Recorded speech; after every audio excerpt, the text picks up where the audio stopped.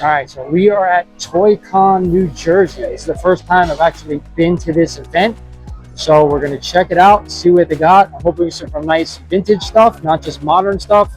I'm much of a modern collector when it comes to toys, but they do have comics as well. So let's check this out.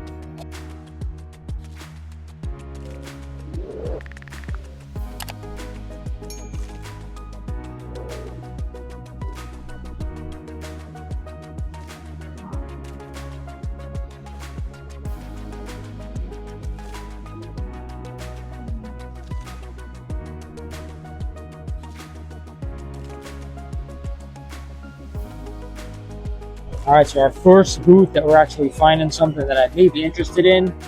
Got a lot of vintage 80s stuff here. Triclops, Ram Man, ooh, King Randor, but missing the cape, missing all the armor.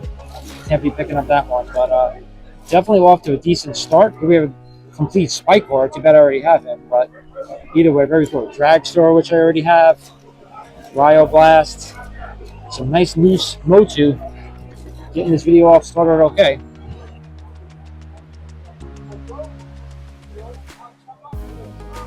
A bunch of Joes.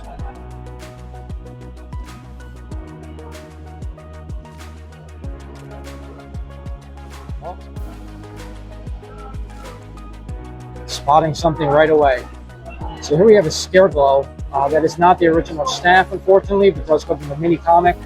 Let's see if things has a price. I'm gonna have to ask one of the associates to see how much that is. So Remco Skull version 1, a fully complete original. Something you guys are not gonna see that often. Very cool.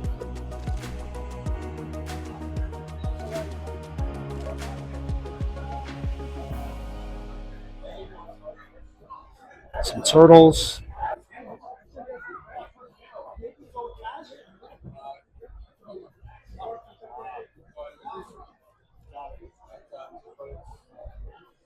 Leonardo on card, rated at a 75. Definitely some great stuff here. Some more vintage Motu. I think I might have seen this dealer at the last toy show I was at. And here we have our complete King Randor. So we're definitely going to have to ask on that, see how much that is. Another Scareglow. Unfortunately, that cape is a reproduction cape. We also have a Snake Face. Again, something we're going to have to ask, see how much that's going to be. Saw Rod and Ninja as well, two that I am still looking for my Motu collection.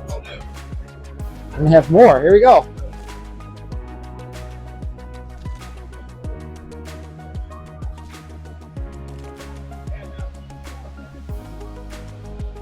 Horde Trooper as well, another one I am definitely looking for. Blade, Clamp Champ. The ones that came out later on in the line are the ones that I am still looking for to this date. Check out these minis.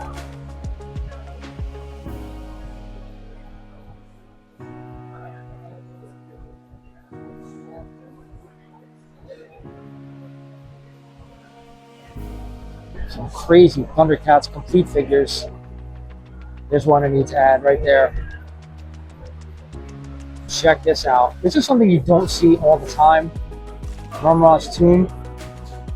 That is just wild. Let me see if you give me some prices on this stuff.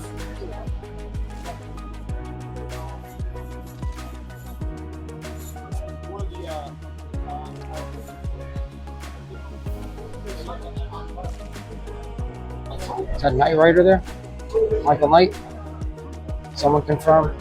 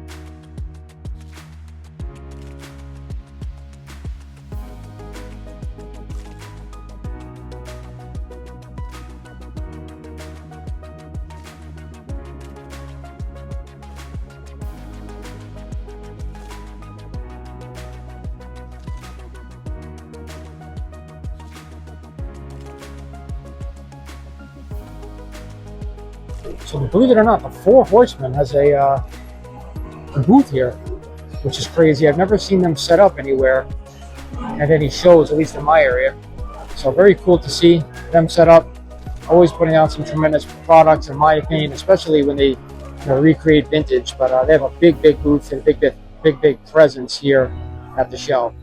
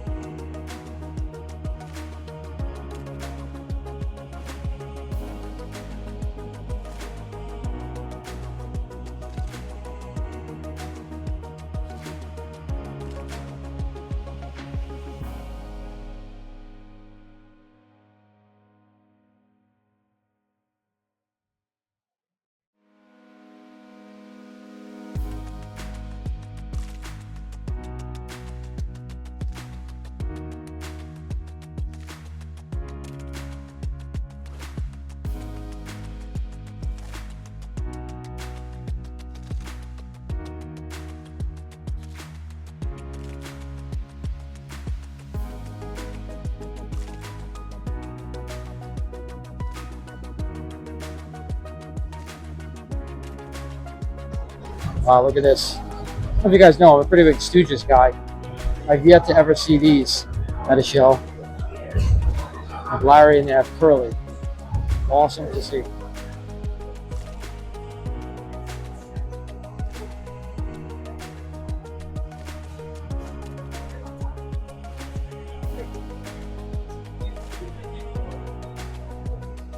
Some vintage Transformers loose.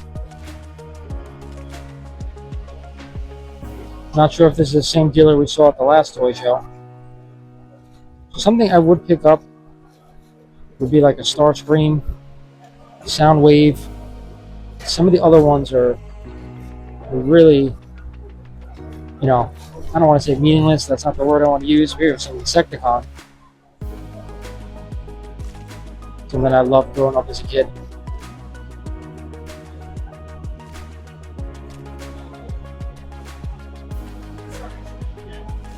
Newer Transformers.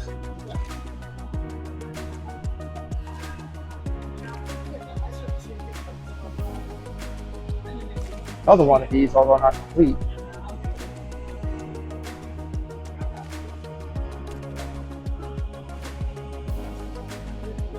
Wow, Kang the Conqueror there. You never see that one out in the wild.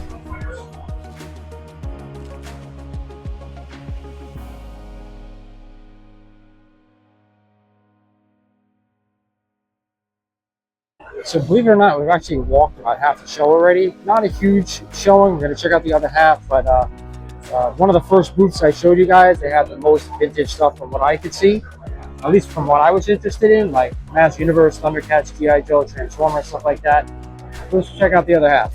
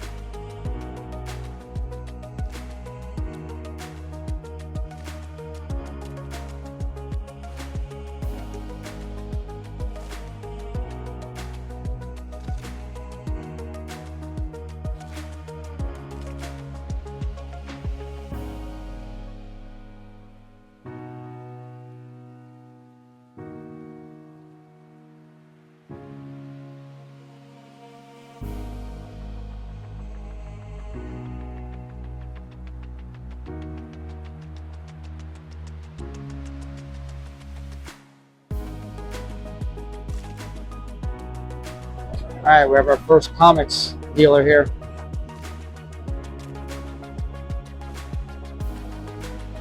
Sorry for the glare, folks.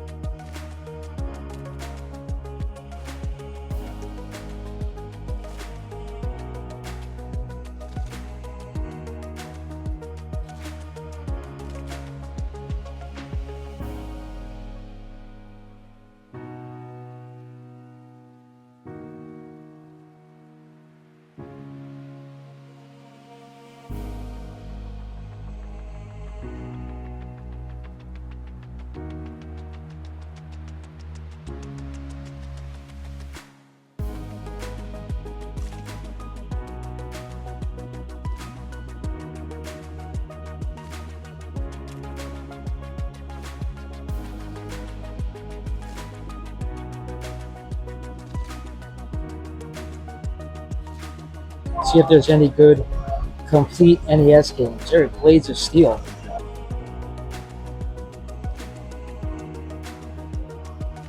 And that's the classics version, not the original first release.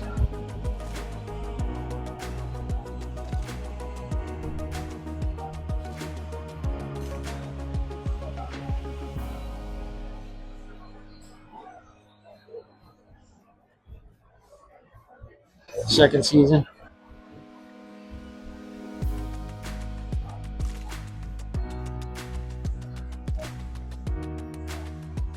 So if you know, you know. This is one of the greatest NES games ever. This one's a little beat up, but it does look complete, which is cool.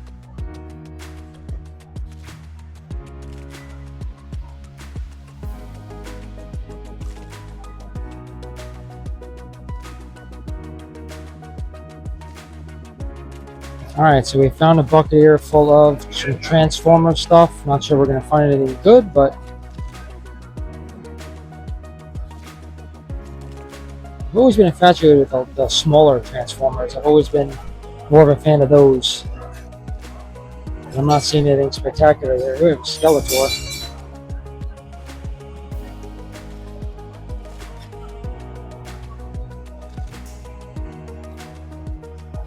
Some rub stuff.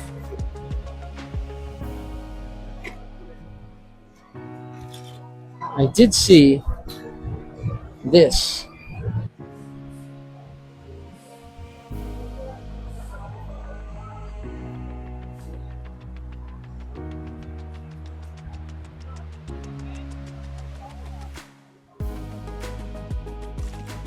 Remember these guys. A lot of great complete ones, just not any ones that I'm looking for.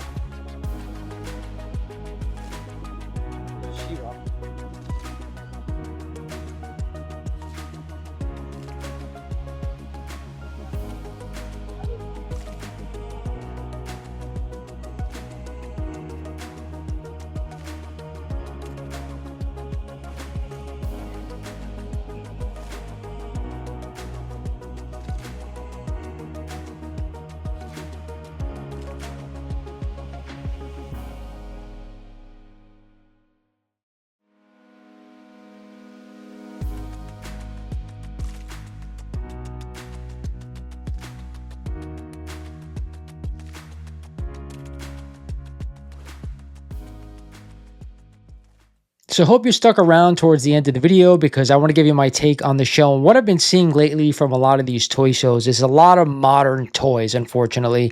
Me being a vintage collector, and I think a lot of people out there who love nostalgia and grew up with some of these great 70s and 80s and even early 90s toys, that's not what we're getting at a lot of these toy shows, at least in my area.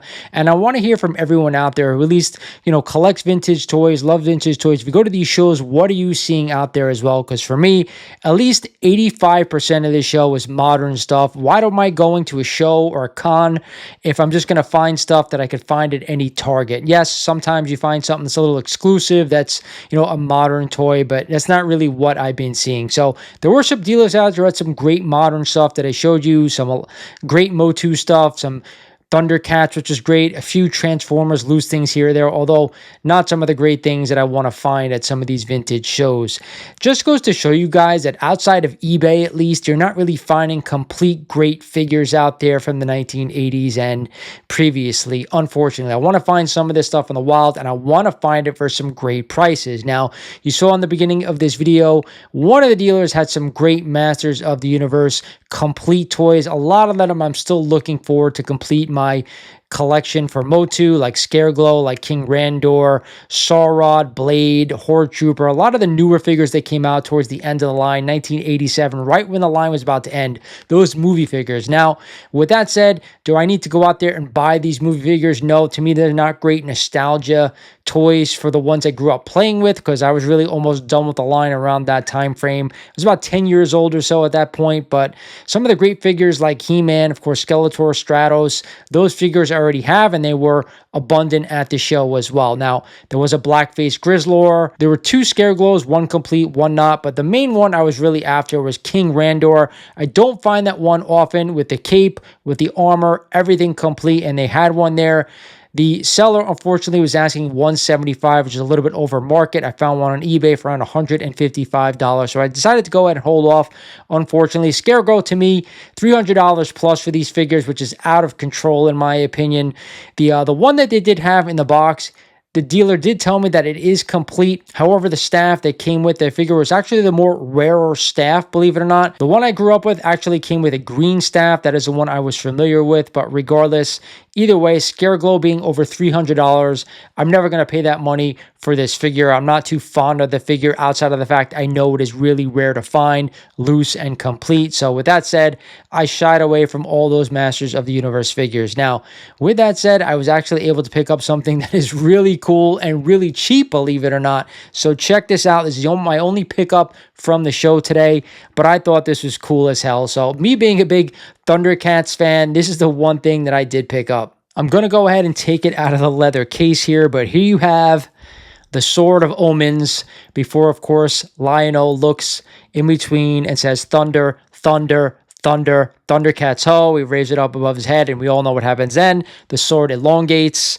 We get, of course, the eyes that come up, and then he shines the Thundercats logo into the sky. So to me, I thought this was really cool. I've never seen one of these before. It is actually, stainless steel, which is really cool. It's not plastic. That's the only reason I went ahead and picked this thing up.